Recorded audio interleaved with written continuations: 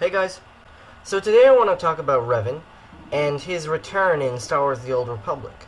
Now, as many of you probably know, Revan is coming back finally. It hasn't been confirmed if they've decided to recanonize him, but, obviously I have my hopes up, and I'd like to talk about why Revan is important to me and why in general the Knights of the Old Republic era is incredibly important in Star Wars canon, and why I think, personally, that it should be recanonized, and why I'm sure many others also think so.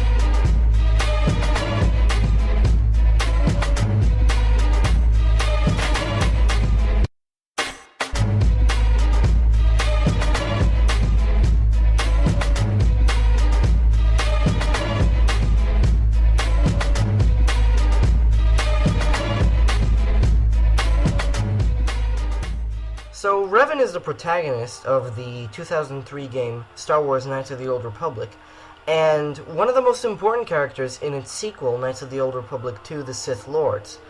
Now, Revan wasn't in Knights of the Old Republic 2, but at the same time, he's essential to the plot, and it's incredibly important to understand his story if you want to understand the second game.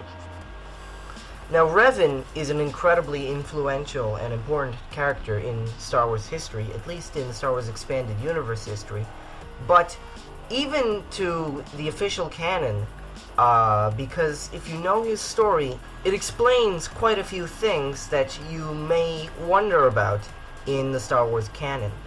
At the start of Knights of the Old Republic, you choose a face, some feats, and your character's name before you play. Now, the official canon, or at least canon until the EU was decanonized, Revan was male and looked like this. I'll have a picture somewhere down below. Now, without spoiling too much for you, Revan was a Jedi Knight who fought during the Mandalorian Wars. Now, the Jedi Council, when the Mandalorians invaded Republic space, decided not to help the Republic and wait, because they felt that the real threat hadn't really surfaced yet. But Revan saw the suffering of the Republic, and he felt that he needed to help the people of the Republic. So he and Alec, later known as Malak, and a bunch of other Jedi joined the Republic in their defense against the Mandalorians, and helped them defeat the Mandalorians finally at Malachor V. Revan defeated the leader of the Mandalorians, Mandalore the Ultimate, and when he did, Mandalore told him that they were tricked into doing this by the Sith, that the Sith told them that the Republic was much weaker and that they could easily defeat them. The real Sith. The Sith that had been thought defeated thousands of years ago. So Revan, Malak, and the Jedi departed on their journey to find the ancient Sith Empire. Now, eventually they did find them on the imperial capital of Dromund Kaas. It took Revan and Malak months, but eventually they confronted the Emperor. No one knows what actually happened there, other than Revan and Malak returned to Republic space, serving their new master. The Emperor had succeeded in mind-controlling the two Jedi and turning them over to the dark side. Revan and Malak were incredibly powerful. In fact, they were considered some of the most powerful Jedi in the entire Order. So it was quite a feat, and the Emperor was obviously incredibly powerful to turn them over. However, once Revan and Malak came back to Republic space, they had visions of their own new empire, and they abandoned the Emperor and started their own new Sith Empire. They began a new war against the Republic. They were about to win. Luck would have it, during a battle between the Sith forces and Republic forces, Malak turned on his master and fired upon Revan's ship. He believed that he could defeat Revan and take over the Empire by himself. Just so happened, however, that a Jedi strike team was on board the ship, and they found Revan unconscious. They took him back to the Order on Dantooine, erased his memory, and made him fight for them.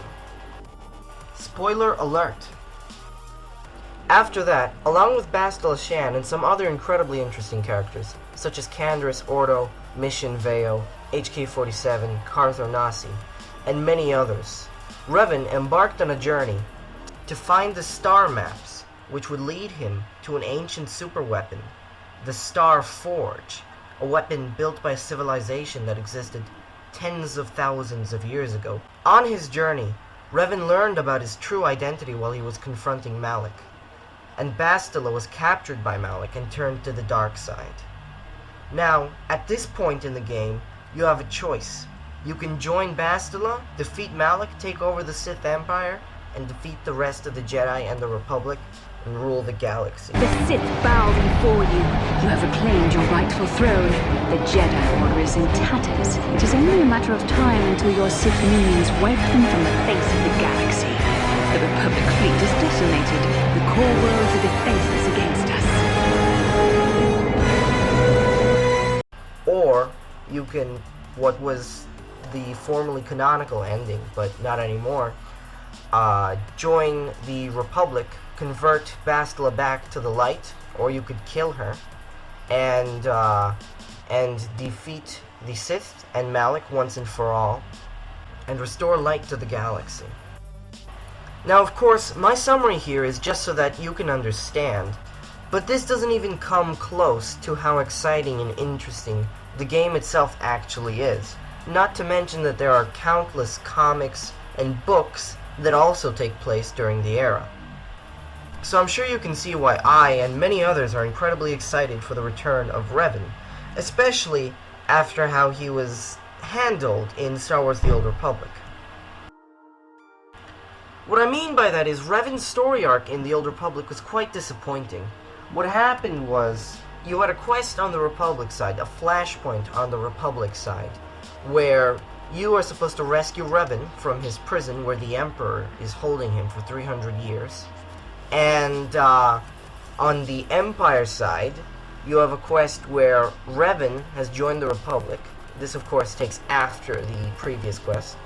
And you are supposed to defeat him and kill him. That's essentially what happens.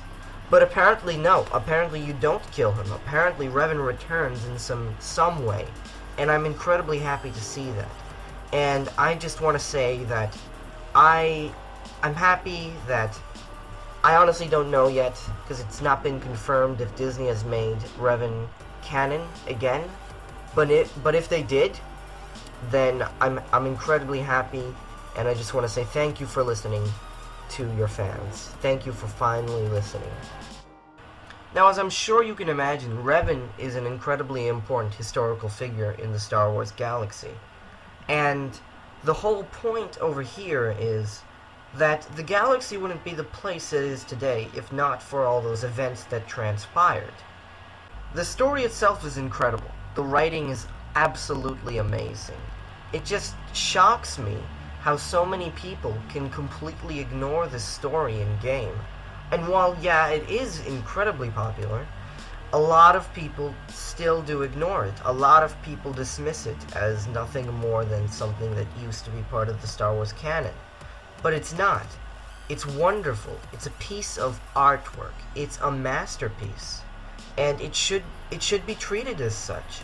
It shouldn't be disregarded as it's just some piece of crap, which it isn't. It's incredible in every single way and form. The graphics might be outdated. Even the gameplay might be outdated, as good as the gameplay is. And trust me, even now it's completely playable. You can even get it for iOS. The story is so involving. It just shows you what good writing can do. And it's a sample and a preview. For me, it was a preview of what good writing awaits me if I continue to stay and be involved in the EU.